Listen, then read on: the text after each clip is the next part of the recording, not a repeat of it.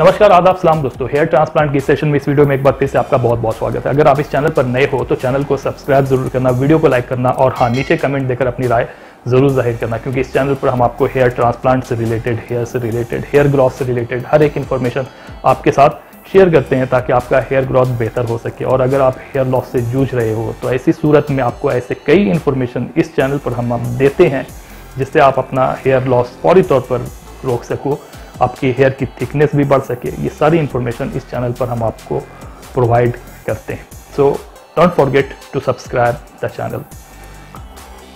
आप में से कई दोस्तों ने मुझसे पूछा था कि फिनास्ट्रेड का इस्तेमाल लंबे समय तक जारी रखना सही है या नहीं है।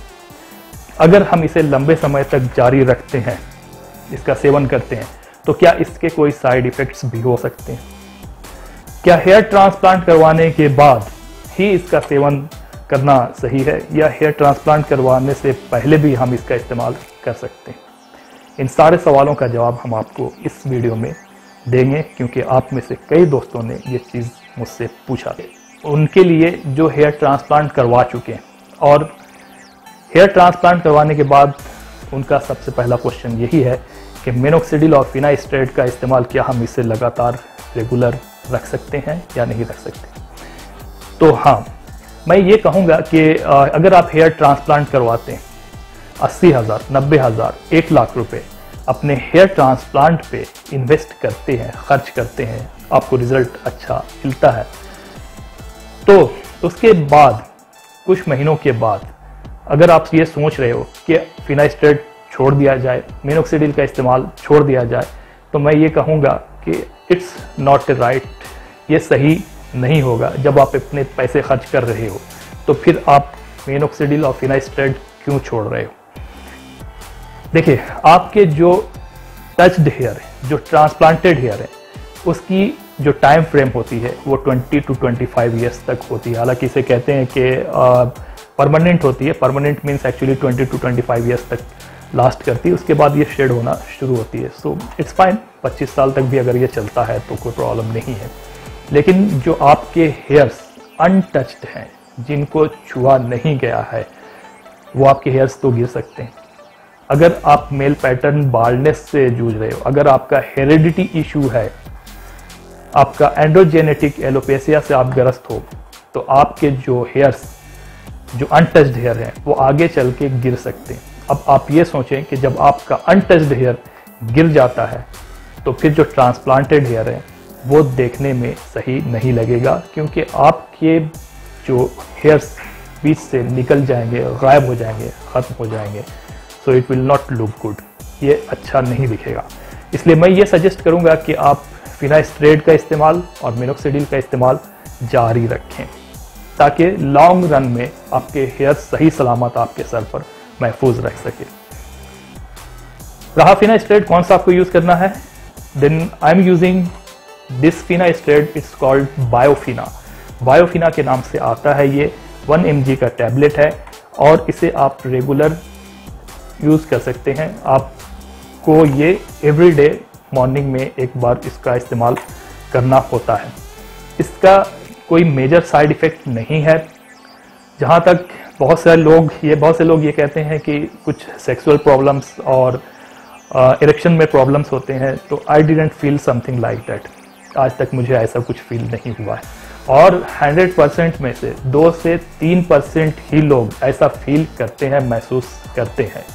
अगर आपकी थिंकिंग इसी डायरेक्शन में जा रही है तो शायद आप ऐसा फील करो, खुद को आपको ऐसा लगे, लेकिन ये सच नहीं है। हर किसी का बॉडी एक तरह से रिस्पॉन्ड नहीं करता, तो ये ज़रूरी नहीं है कि अगर किसी को ये साइड इफ़ेक्ट हो रहा है तो आपके साथ भी ऐसा हो। इसके बहुत ही माइनर साइड इफ़ेक्ट्स हैं और ऐसा कुछ मेजर साइड इफ़ेक्ट्स नहीं है। About this sexual drives, it's very limited, very minimal, बहुत ही कम है। फिर भी अगर आपको ऐसा फील होता है तो आप मिनोक्सिडिल का इस्तेमाल एटलीस्ट जारी रखें। दूसरी बात ये कि अगर लॉन्ग टाइम तक आप इसे यूज करना चाहते हो तो मैं कहूँगा कि यू कैन यूज इट। मैं ये कहूँगा कि आप अपने डॉक्टर से इस बारे में सलाह मशवरा ज़रूर कर लें और उसके बाद ही फिनास्ट्रेड का इस्तेमाल जारी रखें। I am using it regular basis, on the regular basis, and I will suggest you, then you can continue it, but it's better that you can take the advice from your doctor. अब उनके लिए जिन्होंने hair transplant नहीं करवाया, same thing goes to them also. यही चीज आपके लिए भी अप्लाई होता है कि अगर आप एंड्रोजेनेटिक एलोपेसिया से, हेरिडिटी हेयर लॉस से ग्रस्त हो, तो आपको मिनोक्सिडिल और फिनास्ट्रेट का इस्तेमाल जारी रखना चाहिए। अगर आपका ऐसा कोई इशू नहीं है तो हेयर लॉस के बहुत सारे कारण होते हैं। सही डाइट का ना लेना, बालों का सही रख रखाव नहीं करना, और केमिकल बेस्ड बहुत ज़्यादा शैम्पू का इस्तेमाल करना, इसके अलावा किसी इलनेस की वजह से बालों का गिरना, सेबोरिक डर्माटाइटिस की वजह से गिरना, डैंड्रफ की वजह से गिरना, ये सब चीज़ें इसमें इन्वॉल्व होती हैं। इसके अलावा और भी बहुत सारी चीज़ें। तो अगर आपका एंड्रोजेनेटिक एलोपेसिया नहीं है, मेल पैटर्न हेयर लॉस नहीं है, हेरिडिटी इशू नहीं है, then you can go for the minoxidil. तो आप मिनोक्सिडिल का इस्तेमाल जारी रखें। एवरी डे आपको मॉर्निंग में और इवनिंग में 1 ml करके लेना चाहिए। और इसके अलावा आप चाहें तो लेज़र थेरेपी का इस्तेमाल आप ले सकते हैं। इसके अलावा मार्केट में लेज़र कैप्स भी अवेलेबल है, आप लेज़र कैप्स भी इस्तेमाल कर सकते हैं, जो आपके हेयर रूट्स को बूस्ट करता है और आपके हेयर ग्रोथ को बढ़ाता है। So you can use that one also. So the question was what that you can continue it. तो अगर आप अपने बालों पर इतना ज़्यादा इन्वेस्ट कर चुके हैं हेयर ट्रांसप्लांट में, then why don't you want to continue it? तो आप फिनास्ट्रेट का इस्तेमाल, मिनोक्सिडिल का इस्तेमाल जारी रखें अपने डॉक्टर से पूछने के बाद। अगर आपकी कोई इलनेस है, किसी तरह का कोई मेडिकल इशू है, तो ये ज़रूरी है कि आप अपने डॉक्टर से पहले बात कर लें, उसके बाद ही इसे कंटिन्यू रखें। Hope you like the video को लाइक करें, शेयर करें, कमेंट करें। मिलते हैं इसके साथ ही दूसरी वीडियो में, तब तक के लिए बाय बाय, टेक केयर।